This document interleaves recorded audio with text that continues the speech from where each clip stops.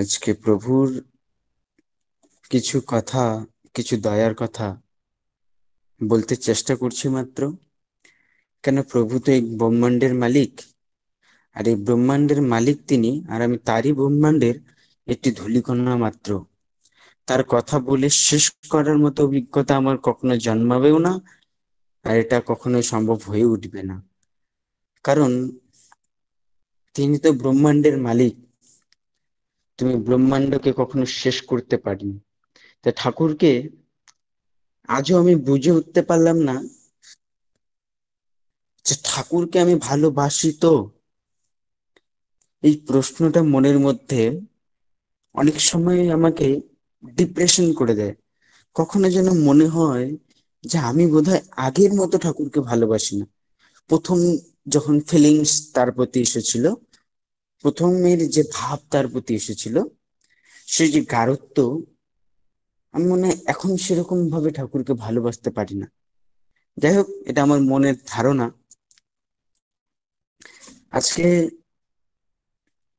খুব সুন্দরভাবে সে প্রথম থেকে শুনছিলাম। সুন্দর সুন্দর গান, সুন্দর সুন্দর বাণী, বাণী পাঠ হলো, শেষে কীর্তন হলো। এই কীর্তনটাও অপরূপ ছিল। অ্যাকচুয়ালি এটা মোবাইলের সাউন্ডে হয়তো কীর্তনটা আমাদের মাইন্ডে এতটা জমিয়ে ওঠে নাই, কিন্তু মনটা সেখানে চলে গেছিল। সেখানে কি যেন মনে মনে হচ্ছে কি সাগরে ডুবছি। অ্যাকচুয়ালি যখন গোটা পরিবার মিলে ঠাকুরের কাজ করে না, ওই পরিবারকে দেখে যেন একটা আনন্দ হয়। সেই বাড়িতে মনে হয় ঠাকুর আসে। সেই বাড়িতে ঢুকলেই যেন মনে হয় যে ঠাকুর সেখানে বিরাজ করেন। আমারও এরকম একটা সময় ছিল, যা আজ থেকে 6 বছর আগের ঘটনা। 6 বছর আগের ঘটনা। আমি যখন বাড়িতে, আমার মা আজ থেকে 10 বছর আগে দীক্ষা নিয়েছে। আজ থেকে 10-15 বছর আগে দীক্ষা নিয়েছে। কিন্তু দীক্ষা নিয়েছে ঠিক আছে, তারা শুধু ইষ্টভীতিটা করে। ঠাকুরের একটু কণা জানে না যে আর কি করতে হয়। প্রার্থনা করতে হয় তাও জানে না, কিভাবে নাম ধ্যান করতে হয় তাও জানে না। তারপর কিভাবে তার নাম জপ করতে হয় তাও জানে না। ওই যে একবার এসেছিল ঋত্বিক দেবতা, দীক্ষা দিয়ে গেছেন। তারপরে তারপরে আর কোনো কোনো খবর নেই। সেখানে কোনো ঋত্বিক দাদা কোনোদিন আসেনি। সেখানে কোনোদিন গুরু ভাই তাদেরকে জয়গুরু জানেনি। তাদের মধ্যে সে অভ্যাসটা ছিল না। কিন্তু যখন শ্রী শ্রী দাদা আশীর্বাদ দিলেন 3.5 কোটি দীক্ষা, তখন কিন্তু একটা প্রভাব পড়ে গেছে। সবাই গুরু ভাইরা সবার সবার বাড়িতে যাচ্ছে, জয়গুরু জানাচ্ছে, দীক্ষার ব্যবস্থা করছে। ওই প্রভাবে দেখা গেল বেশ কিছু মানুষ দীক্ষিত হলো। বেশ কিছু মানুষ দীক্ষিত। তখন আমার বাবা মারা নতুন যাদের দীক্ষিত তাদের জয়গুরু জানায় খুব আনন্দিত হয় যে না, আমরা যে গুরুর দীক্ষায় দীক্ষিত, সেই গুরুর দীক্ষা তারাও দীক্ষিত হয়েছে। এটা মনের মধ্যে আনন্দ পায়, আমি দেখেছিলাম। তারপরে আমি আজকের থেকে 9 বছর আগে আমি দীক্ষা নিয়েছি। আজকের থেকে 9 বছর আগে বোধহয় আমি দীক্ষা নিয়েছি, বা আমি যখন 12 বছর, এখন আমার 22, 14-15 বছর হয়ে যাবে। 9 বছর আগে দীক্ষা নিয়েছি, কিন্তু আমি কিছু জানি না।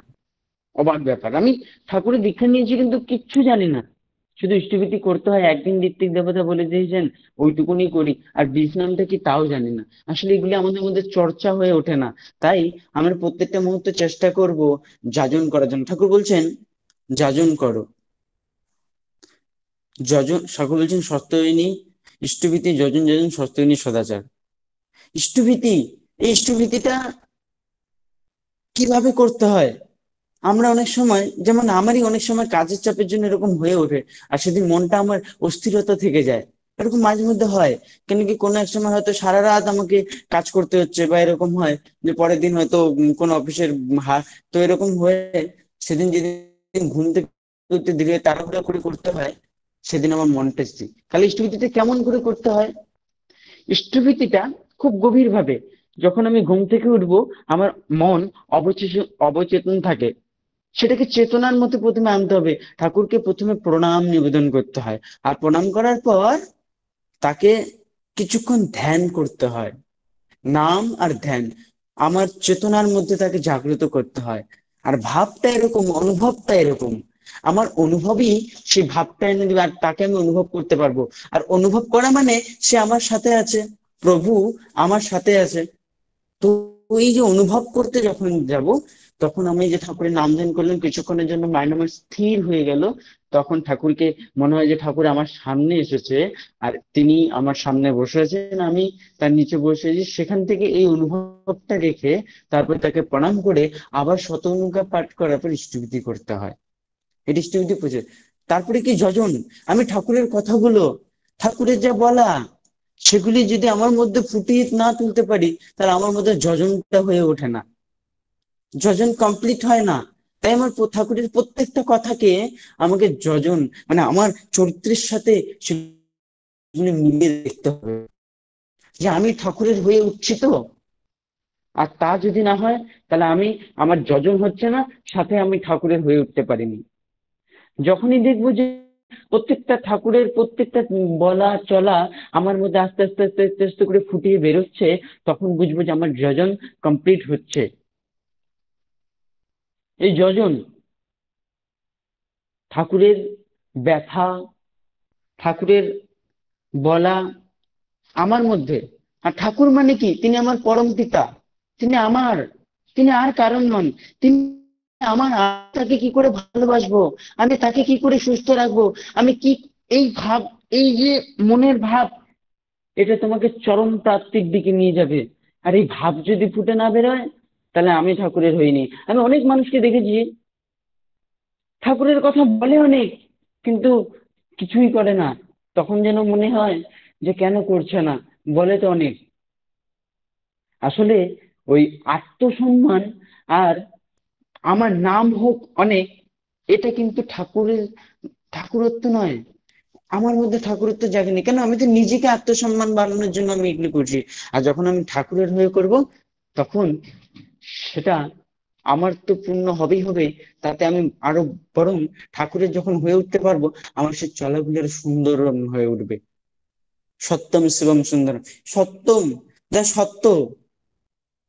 তাই প্রত্যেকটা মুহূর্তে আমরা চেষ্টা করব ঠাকুরের যা বলা আর ইষ্ট নির্দেশ, আচার্যদেব কি নির্দেশ করছেন, সেগুলি মতন চলতে।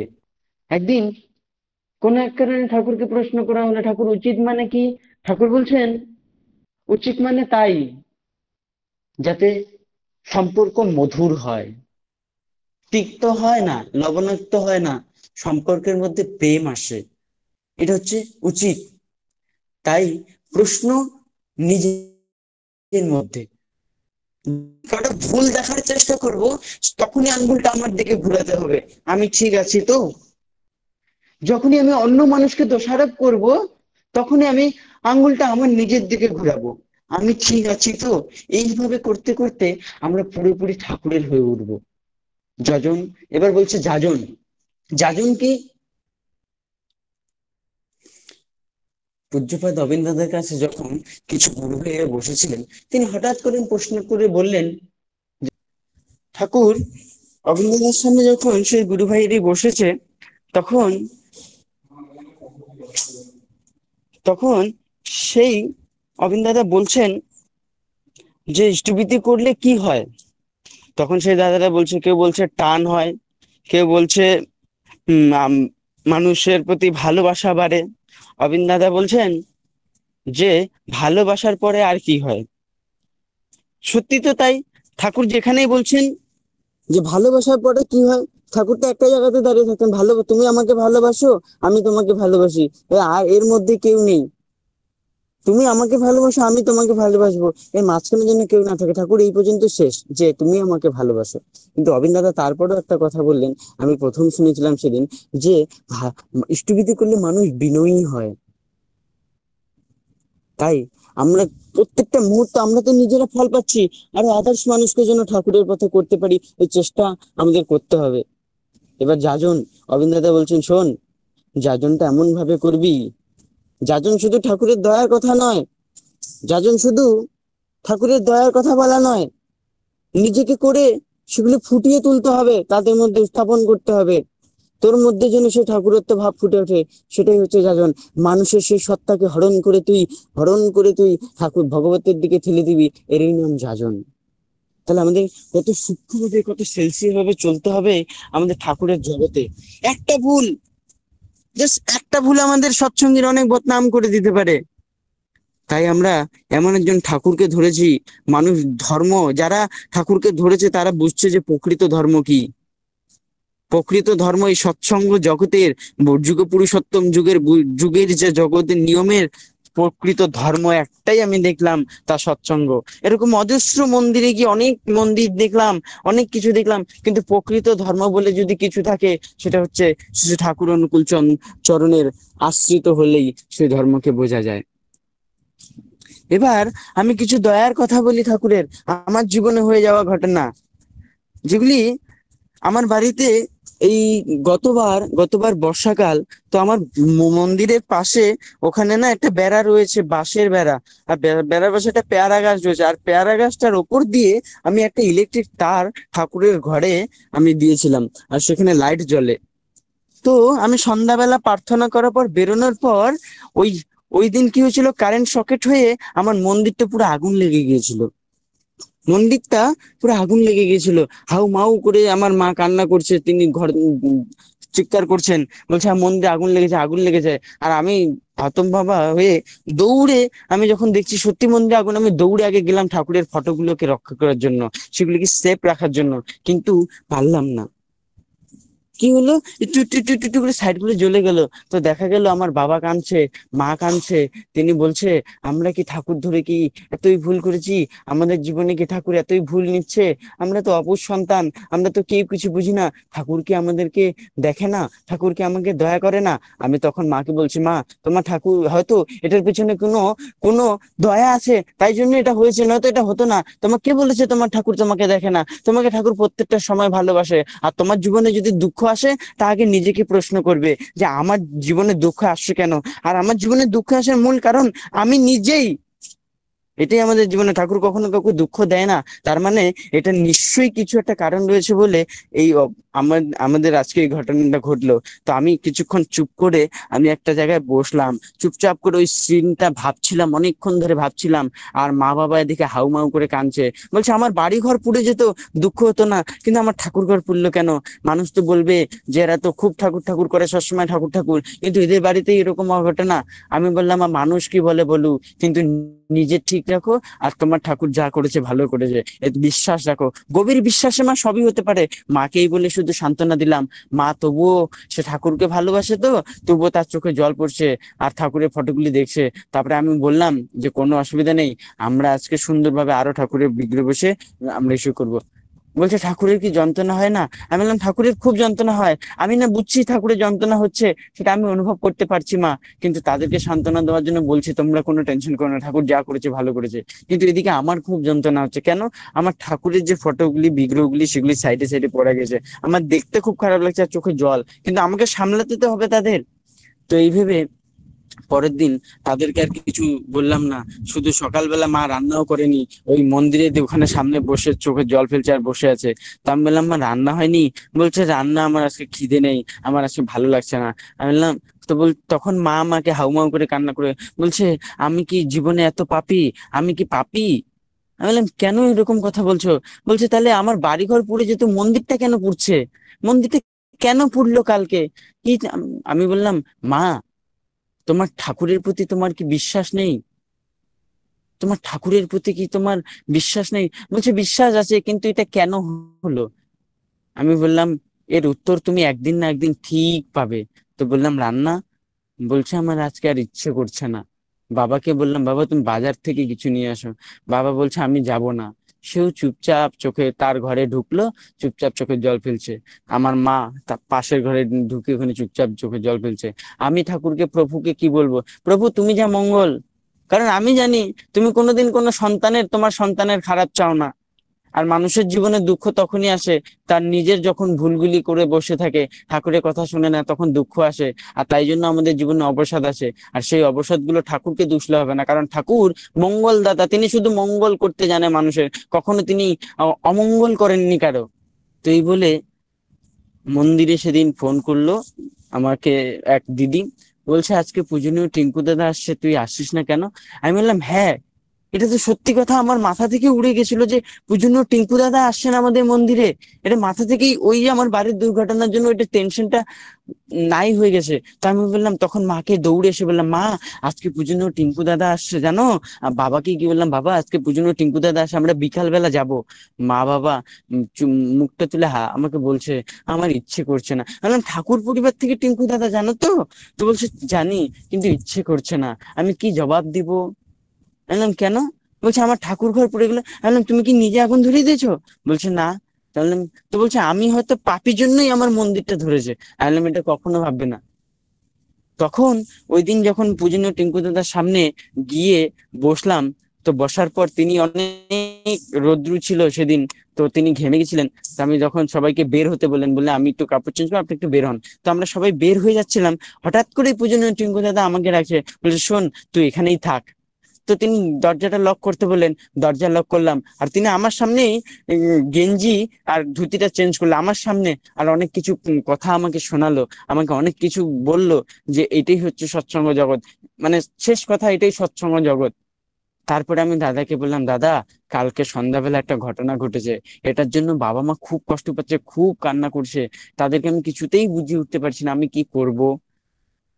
যখন এই কথাটা পূজনীয় টিঙ্কু দাদাকে বললো, বলছে বাবা মা কই? আমি বললাম বাইরে। বলছে নিয়ে আসিস, আমি পরে ওনাদের সাথে কথা বলবো। তারপরে তিনি বললেন সৎসঙ্গে যাব, তুই রাস্তা করে দে। গেলাম ওদিক দিয়ে, সৎসঙ্গে রাস্তা করে দিলাম। তারপরে দাদা বলছেন, এমনিতে ভারাক্রান্ত হৃদয়, আমার মনে দুঃখ কষ্ট, দাদা তবুও বললেন শোন, নেচে নেচে কীর্তন কর। আমি বললাম আজ্ঞে। নেচে নেচে কীর্তন হলো। তারপরে না, মুহূর্তের মধ্যে সমস্ত আমি ভুলে গেছি যে আমার বাড়িতে কি হয়েছে, সমস্ত কিছু ভুলে গেছি। তখন মা বাবাকে বললো বাবা মাকে নিয়ে আয়, বাবা মাকে নিয়ে আসলাম। বাবা মাকে নিয়ে আসার পর বাবা মাকে ওখানে বসালাম। পূজনীয় টিঙ্কু দাদা বলছে, আপনারা কাঁদছেন কেন? আমি শুনলাম আপনার ছেলের কাছে, আপনারা কাঁদছেন কেন? বলছে দাদা আমার বাড়িটা যদি পুড়ে যেত আমি দুঃখ পেতাম না, কিন্তু আমার মন্দির, ঠাকুরের মন্দির, আমি ঠাকুরকে যে খুব ভালোবাসি, কিন্তু আমার মন্দিরটাই পুড়ে গেলে এতে আমার খুব দুঃখ হচ্ছে। তখন বলছে শোনো, তোমাদের ঠাকুর দয়াময়, তিনি করুণাময়। তখন দাদা বললেন, তোমার ঠাকুর দয়াময়, তোমাদের ঠাকুর তোমাদেরকে এতটাই ভালোবাসে যে এই বিপদটা তোমাদের হতে চেয়েছিল, এই বিপদটা তোমার বাড়ির, কিন্তু তিনি নিজে গায়ে নিলেন। এই হচ্ছে তোমার দয়াময় ঠাকুর। তাই এটা নিয়ে কষ্ট পাবে না, তোমাদের ঠাকুর তোমাদেরকে রক্ষা করেছিল, এই বিপদটা তোমাদের বাড়ির, কিন্তু তোমাদেরকে রক্ষা করেছিল তোমাদের ঠাকুর নিজের শরীরে নিয়ে। তো কাঁদছো কেন? ঠাকুরকে আরো আরো ভালোবাসবে, বাড়ি গিয়ে এখন সুন্দর করে বড় মন্দির করবে, আর খুব সুন্দর ঠাকুরের বিগ্রহ নিয়ে গিয়ে সেখানে আসন দিয়ে ঠাকুরকে প্রতিষ্ঠা করবে, তার আশীর্বাদও হলো। কিন্তু তিনি এমন একটা কথা বললেন, যে তোমাদের ঠাকুর তোমাদেরকে এতটাই ভালোবাসে যে তোমাদের নিজের বিপদকে তিনি নিজের সশরীরে তিনি নিয়েছেন। এই হচ্ছে আমার ঠাকুর, তিনি দয়াময় করুণাময়, শুধু গভীর বিশ্বাস চাই। ঠাকুরের প্রতি যদি গভীর বিশ্বাস না থাকে, তুমি লাখ গল্প করো, তুমি যা করো না কেন, তোমার জীবনে কখনোই তুমি প্রাপ্তি হতে পারবে না। কিন্তু যদি গভীর বিশ্বাস থাকে, তোমার জীবনে কি হবে সেটা তুমি নিজেও ধারণা করতে পারো না।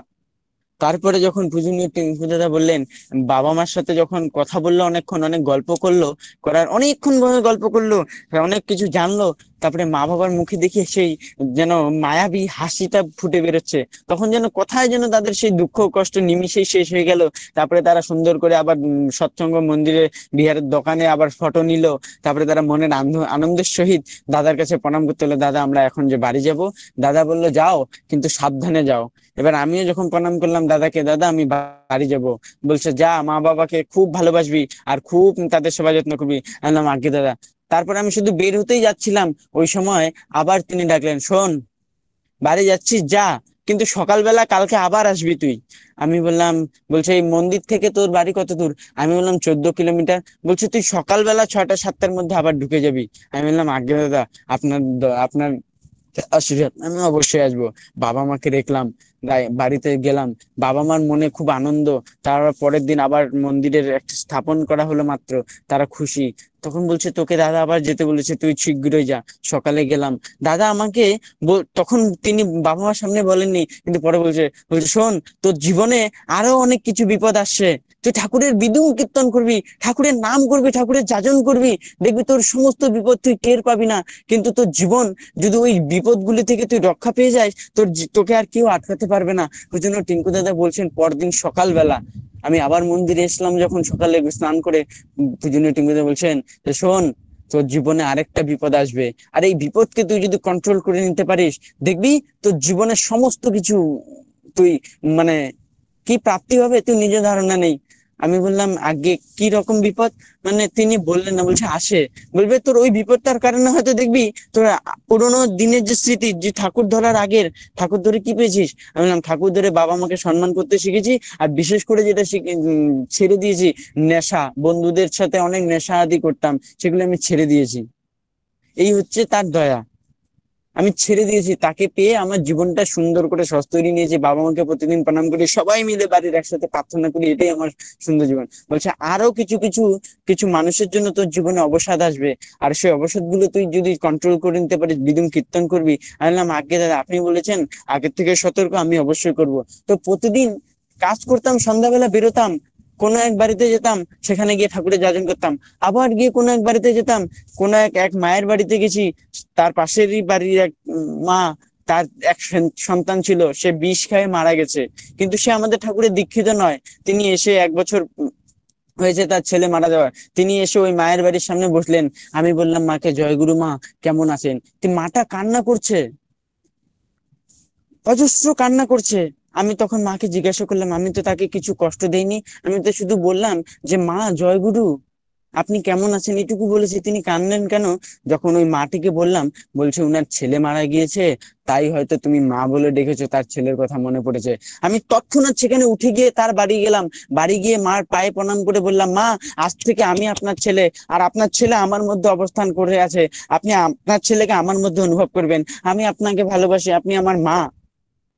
এই কথাটা যখন বললাম, সেই মাটা অনেক আনন্দ পেল, অনেক তৃপ্তি পেল। তখন আমাকে বুকে জড়িয়ে বলছে, বাবা, আমি আজকে না একটা পরিস্থিতি শান্তি পাচ্ছি। আমি বললাম, আপনার দায়িত্ব আমার। এইভাবে করতে করতে আমার জীবনে অবসাদ এসে গেল, শেষও হয়ে গেল, কিন্তু আমি বুঝতে পারলাম না কেন। তখন আমি মানুষ ভালোবাসতে শিখেছি, যার ছেলে নাই তাকে ছেলের সান্ত্বনা, যার মেয়ে নাই তাকে মেয়ের সান্ত্বনা, যার কেউ নেই আমি তাদেরকে সান্ত্বনা দিচ্ছি। দাদা বলেছেন, যাজন আর কীর্তনে মাত্রহারা থাকবি, আর সেটা নিয়ে মাত্রহারা ছিলাম। আমার জীবনে কোথা থেকে কোথায় অবসাদ চলে এলো আমি বুঝতেই পারলাম না। অবসাদ চলে গেলেও কিন্তু বুঝতে পারলাম না। পরবর্তী সময় মিরাক্কেল জীবনে, আমি যে ছেলে আজকের থেকে 3 বছর আগে, আজকের থেকে প্রায় 6 মাস আগে, 6 মাস আগে আমি টাইলসের কাজ করতাম, আমি টাইলসের একজন মিস্ত্রি। পড়াশোনা তার 3 বছর আগে ছেড়ে দিয়েছি। আমি ক্লাস টেন পর্যন্ত পড়াশোনা করেছি। ক্লাস 10 পর্যন্ত পড়াশোনা করার পর পড়াশোনা ছেড়ে দিয়েছি। কেন? সেই সময় লকডাউন হয়েছিল, আর পড়াশোনার তার আগে না, ক্লাস 12 পাস করেছি। ক্লাস 12 পাস করার পর আমি ইচ্ছা ছিল ইঞ্জিনিয়ারিং নিয়ে পড়বো, তার জন্য আমি ফর্ম ফিল আপও করেছি, কিন্তু আর অ্যাডমিশন করিনি। কেন? তখন লকডাউন, পড়াশোনার ইচ্ছাটাই নষ্ট হয়ে গেল। নষ্ট হয়ে যাওয়াতে আমি তখন আস্তে আস্তে কাজ শিখতে লাগলাম, কাজ শিখেও গেলাম। কিন্তু ওই আমার জীবনে একটা অবসাদ পুজো টিঙ্কু দাদা বলেছে, ওইটা যখন এসেছে, তার 1 মাস পরে অবিন দাদা আমাদের মন্দিরে এসেছিলেন।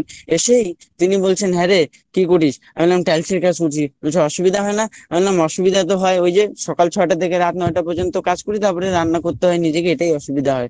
দাদা বলছেন, এই ব্যাপার? বলছে, পড়াশোনা খবর কি? আমি বললাম, পড়াশোনা তো ছেড়ে দিয়েছি 3 বছর। বলছে, কি নিয়ে পড়াশোনা করেছিলি? আমি বললাম, ক্লাস 10 থেকে ইঞ্জিনিয়ার নিয়ে পড়েছি, তারপরে আমি বিটেক আইটিআই করার চেষ্টা করছিলাম, কিন্তু করি নাই, হয়ে উঠে নাই। বলছে, শোন, তুই আবার গিয়ে পড়াশোনা কর। আমি বললাম, আজ্ঞে দাদা। তিনি আমাকে বলছেন যে তুই উড়িষ্যায় যা, উড়িষ্যায় গিয়ে ওখানে তুই পড়াশোনা কর। আমি বললাম, আজ্ঞে। বলছে, ওখানে গিয়ে তো চাকরিও হয়ে যাবে। আমি বললাম, আজ্ঞে। তারপরে বলছে, তোর জীবনে সব সুন্দরম, আর কোনো টেনশন নাই। আমি বললাম, আজ্ঞে। তারপরে তিনি যোগাযোগ করে দিলেন, এখানে চাকরিও পেলাম, তারপরে পড়াশোনাও চলছে, সমস্ত কিছুই চলছে।